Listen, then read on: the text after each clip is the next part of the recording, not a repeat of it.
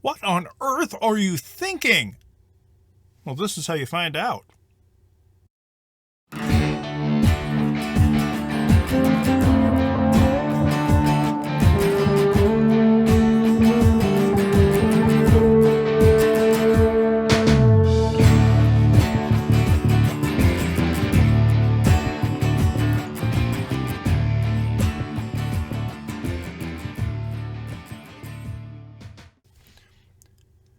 You've already done work where you wrote about the problems in your field, where you did a profile of all the important things that are going on. But it's not just what's happening, it's how people think about it. Say you want to go out to eat with a bunch of friends. How do you pick the best restaurant? There's a lot of possibilities. One possibility is you could look for the place which has the coolest looking dining room. Ooh, that's neat. You could look for the place that has a celebrity chef. Or what a lot of people just do is look for the place that the most people like to go. Well, if you decide to pick the place where the most people want to go, by process of logic, that means you're almost always going to want to go to McDonald's. Yeah, I know. But hey, McDonald's has, I could have looked for a more current chart, but they're all usually fairly the same. In terms of US, McDonald's is the place people tend to go to. Their sales are higher than anyone else's. Does that mean you're going to get better food? Well, not necessarily. We all know it's not because you're going for the highest quality, best looking cuisine. Ugh. Even before I became a vegetarian, this didn't look all that appetizing to me. Anyway, let's say that after eating whatever fine meal you go to, you want to go see a movie. But what movie do you pick? There's lots of options. Should you pick the popular ones? Well, again, that's not necessarily the best bet. There are tons and tons of great movies that just bomb at the box office. Nobody goes to see them.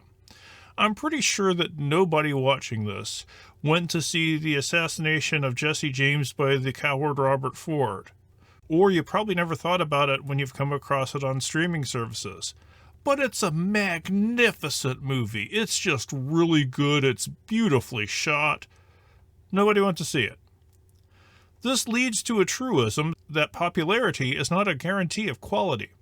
Indira Gandhi said it, but a lot of other people have said it, and they're probably right. There's a weird relationship between them. Just because lots of people like something doesn't mean it's all that good. But that does kind of raise a question. Why do people do things that aren't the best? Why do we go for the more popular choices? Why do we ignore better choices? The short answer is that people are weird. Yeah, it's not very fulfilling, is it? But the truth is that if we really want to know why people do what they do, if we really want to know what they think, we really only have one real recourse. Actually ask them. Talk to the people. And this is one of the things you're going to get to do in the market research assignment. Full details are on the major assignment sheet. And as always, check your class's specific documents, as the information in this video might be slightly different than what you're required to do. Anyway, you're going to research public perceptions about the major issues in your field. And by in your field, I mean the field that you're working with your group. And you're going to research these issues using both primary and secondary research. The secondary research will help you figure out what the public perceptions about the issues of your field actually are. And you'll do this by, the normal stuff. You go to the library, you look at research databases, you do all kinds of stuff like that. Then once you've figured out what the literature says, you get to move on to doing original primary research as a group. What is primary research? Well, it can involve things like questionnaires, interviews, and such. We're going to do a survey. So you are going to get together with those aforementioned members of your group, and you're going to create a survey, which, when someone answers it, will give you insight into what they think the biggest issues in your field are. You're going to distribute it to at least 15 respondents each. Each person in your group is going to get at least 15 people to fill out the survey to answer your questions. More would be better. and you want to make sure you ask more people anyway, because I can guarantee you if you only ask 15 people, only 10 of them are going to get back to you. Once each person in your group has gotten at least 15 responses, you're going to then share the results with everybody in your group. I recommend putting together a nice memo or something which combines everybody's research. And then once everybody who has done your own secondary research and share the results of your surveys, i.e. your primary research, you are each going to take that information, and then each of you are going to write your own market research summary report. So you'll share the survey work, everything else, that's you. Going back to the assignment sheet, it does spell out the sections in this informal report that your document should include: an introduction, research method, findings, ramifications, and an appendix. And the appendix would be where you want to include the survey forms, the memo summarizing the results, and anything else. Now that we've gone through all that, I know what you're thinking. When it comes to surveys, how do you do a survey? How do you do a survey which is going to get you good information? Why would you do a survey instead of doing something else? Well, there are multiple advantages to doing surveys. First off, surveys allow you to collect information from large numbers of people.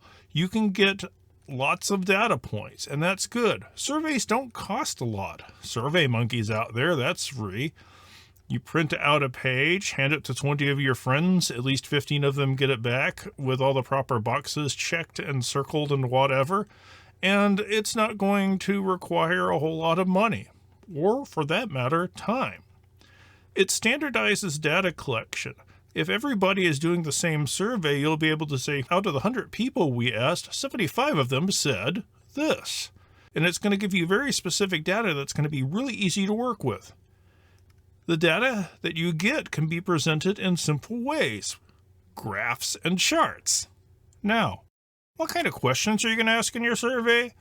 Well, there are a lot of different ways to do it, but the simplest ways probably are to come up with some multiple choice questions where people pick one response, or if you want to come up with more data points, you can come up with multiple choice questions where they pick more than one response.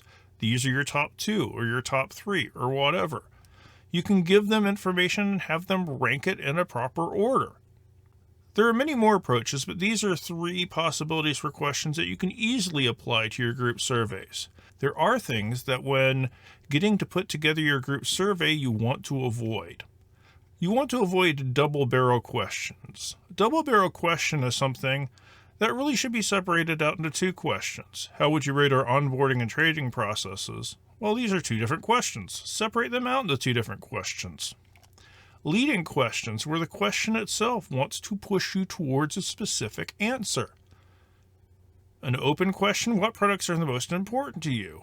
A leading question would be, option A uses entirely recycled material. Is that the kind of thing you'd be interested in? They're obviously fishing for a proper answer. That's going to give you biased data.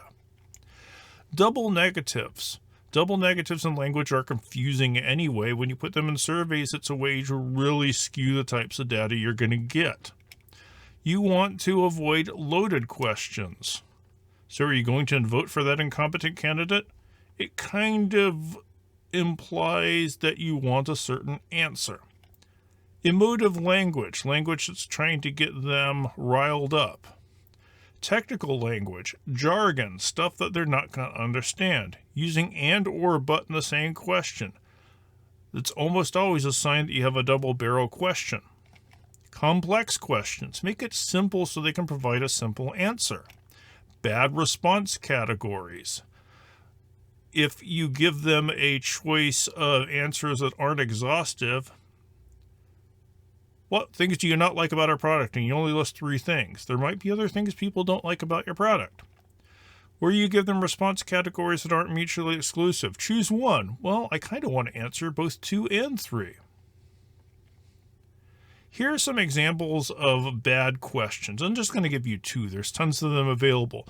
And this is one that would give you really wacky data. What are the 3 most important features we're missing? What if you don't think they're missing any features? That is the bottom possible response. But if you click your product is not missing any of the above features, you still have to click 2 other answers to be able to move on from this question. That ain't right. Another wrong one?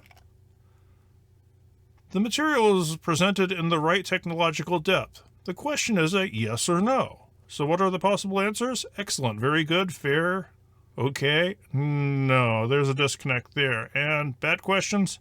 Bad data. Bad data? Bad reports. So that's the market research summary. I know nobody really loves doing group work, and in an online class it can be a little bit interesting. The key is to stay in good communication with your fellow group mates and set deadlines for yourself that aren't going to leave you waiting until the last minute. Don't wait until the day before a peer review session for everyone to have their surveys in, because that's just going to lead to nightmares, crying, screaming, all these things. Give yourself enough time to do the work.